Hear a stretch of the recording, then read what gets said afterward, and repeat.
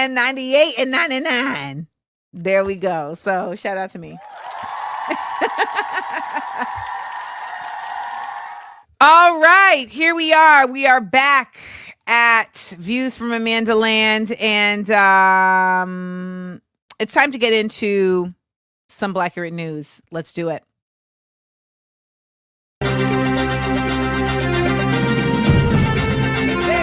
Blackurate news. Politics. Blackurate news. Pop. Culture. Blackurate news. Sports. Blackurate news. Justice.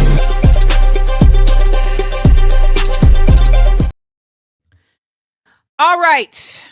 We got a lot to talk about. So like I said, this is going to be a pretty long episode because we have a lot to talk about. So let's get into this. Do you all know who Muriel Bowser is? Muriel Bowser is the mayor of DC, and she is an interesting individual. She is a Black woman.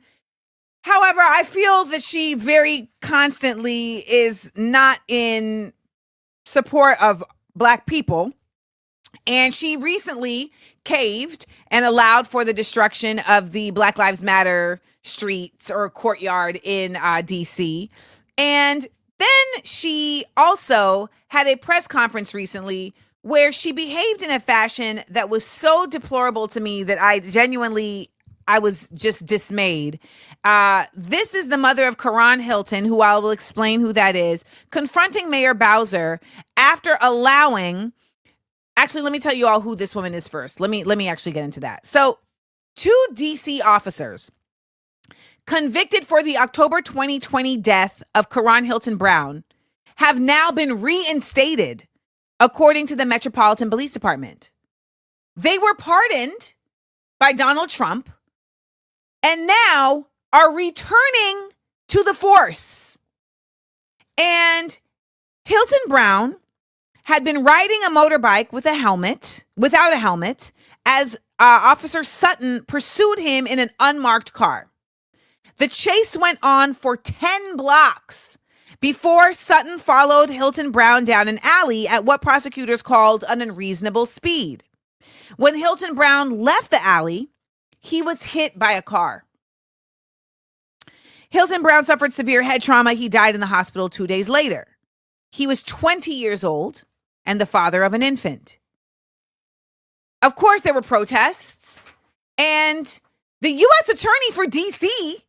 actually said, you know what, we're going to use this to really show how cops need to be more thoughtful in how they are actually carrying out their duties. They said that Sutton and Zabowski failed to preserve the crash scene for investigators. They turned off their body cameras. So we all know what that means. And as he lay on the streets in a pool of his own blood, these cops covered up what Sutton had done to prevent any further investigation of the death of Karan. At the police station, they denied that a chase even occurred. Okay? They implied that Hilton Brown was drunk, downplayed his injuries. All of this happened. And so the judge said that with the sentences, he wanted to send a message about the officer's behavior and cover up that followed. Now, the U.S. attorney said this: the jury in this case found the defendants guilty beyond a reasonable doubt for their roles in the murder of Karan Hilton Brown and a related cover-up, affirming that what happened here was a serious crime. Public safety requires public trust. Crimes like this erode that trust and are a disservice to the community and the thousands of officers who work incredibly hard within the bounds of the Constitution to keep us safe. This is the first story in our section called New Era Criminalization. New Era Criminalization. Okay? And the reason why we need to talk about criminalization is because ultimately we are missing the reality that criminalization is created, right? It's created by those who are in power. And when we ignore this fact, we then fall victim to just saying, well, we shouldn't be we shouldn't be going along with being criminals. Well, baby, you gonna have to be, because they're about to make you a criminal for doing good things. I hate to break it to you. I don't know why I'm having such a difficult time spelling criminalization right now, but it really is giving me hell. And I know I still spelled it wrong. Criminalizations. Woo, child. I got there, y'all. I got there. New era criminalizations. So here we have two officers who in a court of law have been sentenced. They have been, found guilty by a jury. They've been sentenced by a judge. They have been sent to prison, but then they get pardoned by a fellow felon, the president of the United States, who has 34 felony convictions. They get pardoned by him, and now they're able to go back to the police force. This is very clearly a shift in what is criminal. When I talk so ardently about the continued genocide of Black people in America, I am trying to remind you that this is a place where it took a long time before it was actually criminal to kill Black people and have repercussions. And even now, as we have seen when it comes to police officers, as we have seen in the attempt to get the guys off and not even bring them to any sort of justice, who chased down and took the life of Ahmaud Arbery, as we have seen with the efforts now to pardon Derek Chauvin, what? We know that the effort is still going to not criminalize killing Black people. So the mother of Karan Hilton Brown came to a press conference where the mayor, Muriel Bowser, was speaking. And this is how she was treated. I said, do you know the pardons of these officers is very much unconstitutional? Do you understand that? I'm asking you. Did you don't touch me? Don't touch me. Don't touch me. Ms. Hilton, if you would step outside. I tried to talk to you. I tried to ask you, and I'm asking you again. Do not touch me. Do not touch me. Do not put your hands on me. Do not put your hands on me. Did you tell President Trump that Quran is illegal? Do not touch me. You didn't tell him that. Okay. So when he said that, did you tell him that do not touch me? Do not put your hands on me. Do not put your hands on me. You did not tell him that. Did you let him know that the pardon of those officers are unconstitutional? Do not touch me. Do not put your hands. Did you tell him that? I asked you before. Did you tell him that? No, Ms. Hilton, I haven't talked to the president about your son.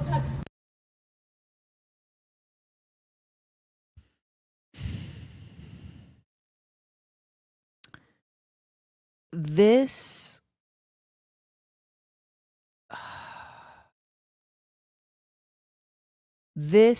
deeply disturbed me. This deeply disturbed me. It deeply disturbed me to see all of these police officers surrounding this woman. And,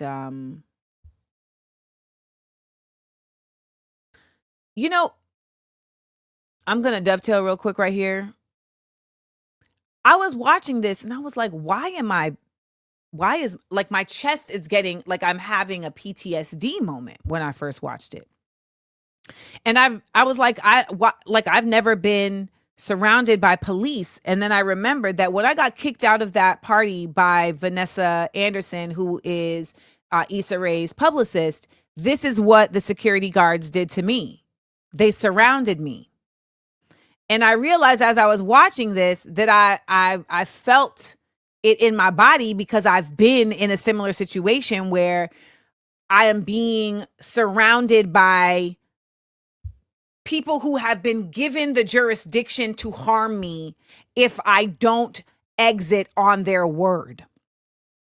And I am so dismayed at the fact that once again, people allowed this to happen Look at all of these people standing up there watching this happen because this is excused.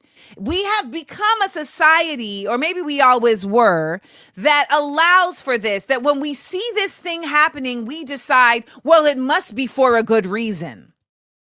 It must be because it is deserved.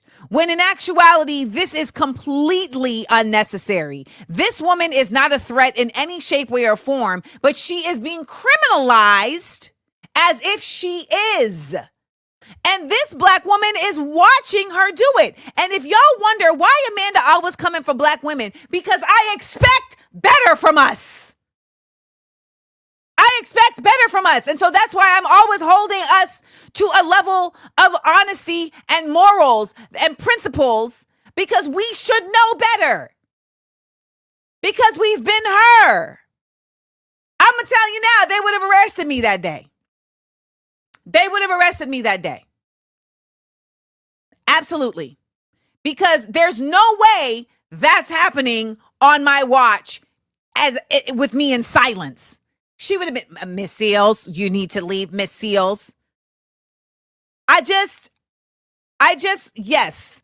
And KW said, exactly, let me stand real still so I'm not next. So much of what I'm trying to do on this show is really just speak to y'all and hope that all 666 of you who are watching, that maybe today you decide not to be a bystander. In whatever form that exists. If you're wondering why I do this, why I get up and put this show together every day, I am doing my best to encourage people to not be bystanders. I don't want to be the only not bystander. I don't want to be the only one who's going into the fray, as Nasra says, who with it. And I know that it's the same way that we say, America is messing up the whole world, is the same way that we can also be a change in the world. When Haiti stood up and took their revolution and took their freedom, that inspired so many other places to say, we're going to do it now too.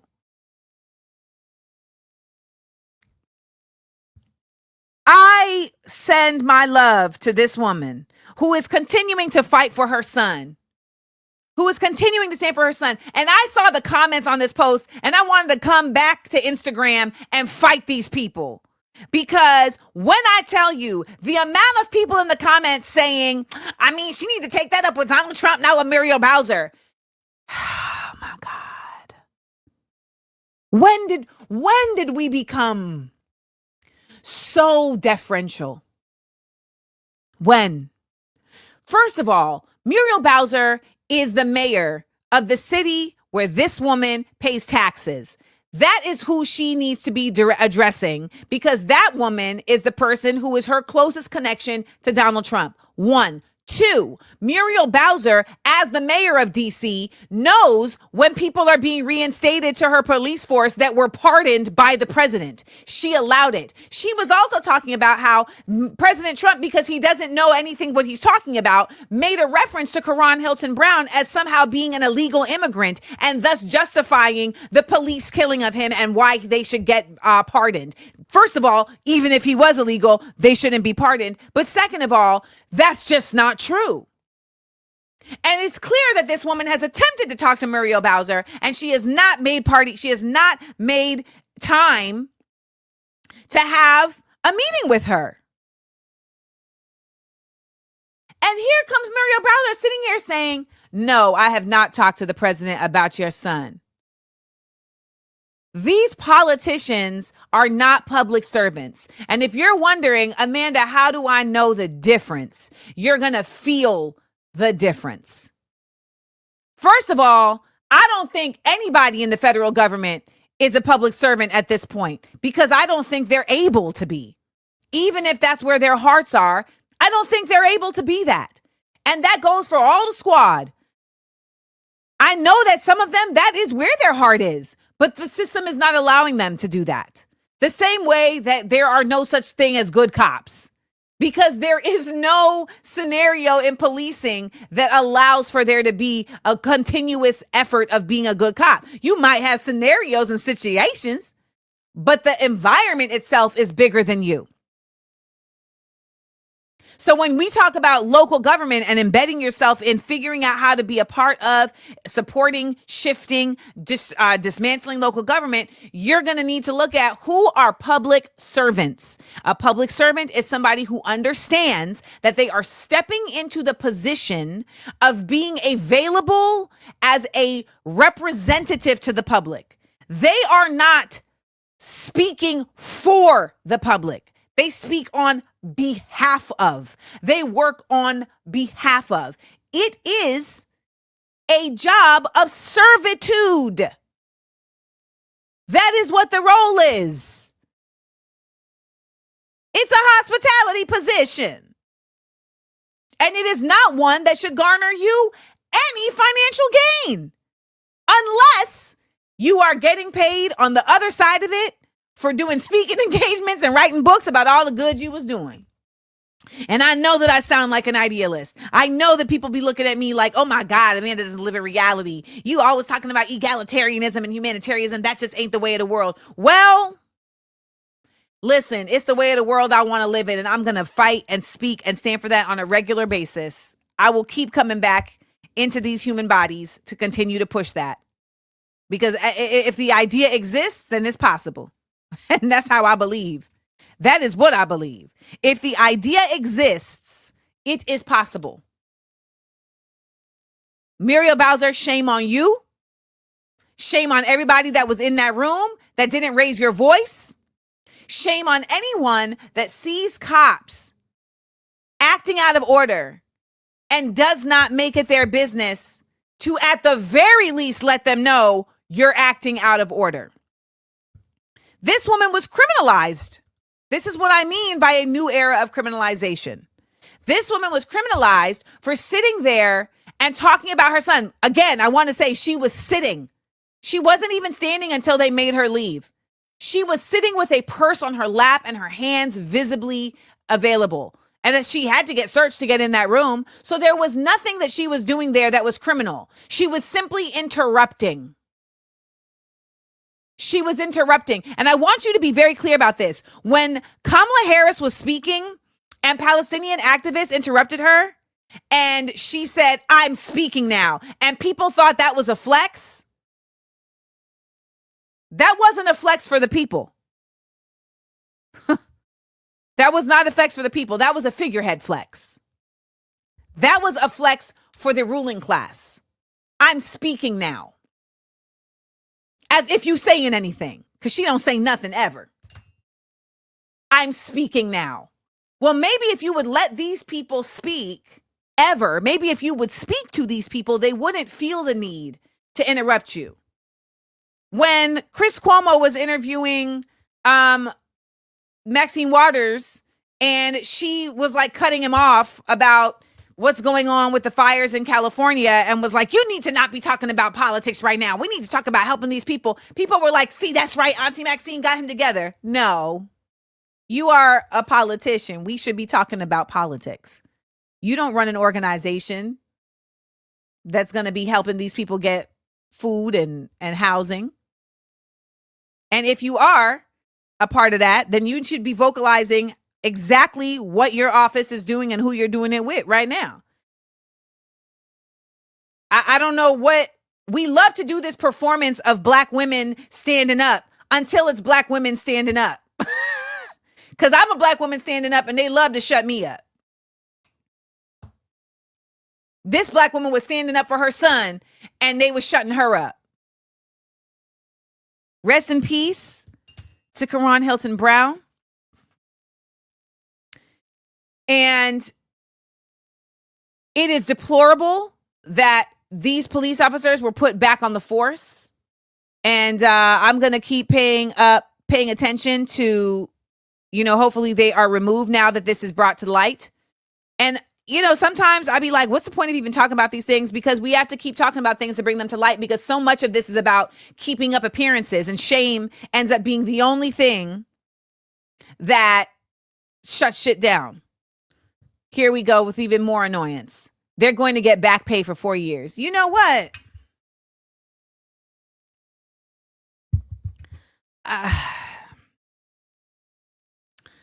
So I want you to know that today we have a lot of stories that are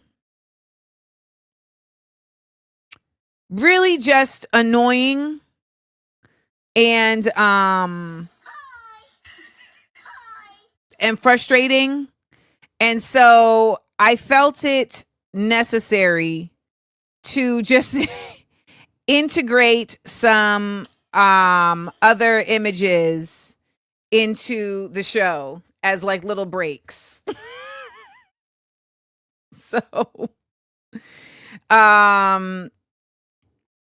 here we have one of those breaks so that we can just take a little pause and just enjoy something that has nothing to do with how terrible the world is right now. So enjoy this. Hi! Hi! Good morning! One more time. Hi! Hi! Good morning!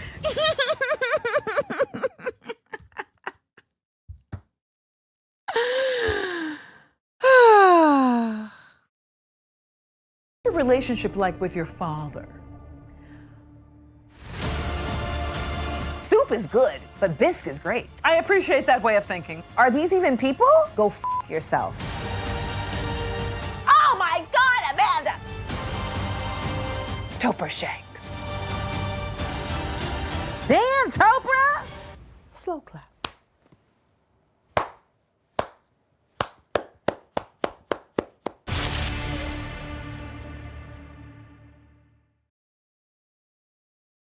I enjoyed laughing and learning with you. Please make sure to like, comment, and subscribe. And tell your friends. Also, listen to the podcast. It's available everywhere pods are casted. Listen ad-free by subscribing to Patreon Amanda Seals. Come on and join the Seals Squad. Views from Amandaland. Live 10 a.m. Eastern Monday through Wednesday with content on Thursday and Friday at YouTube Amanda Seals TV.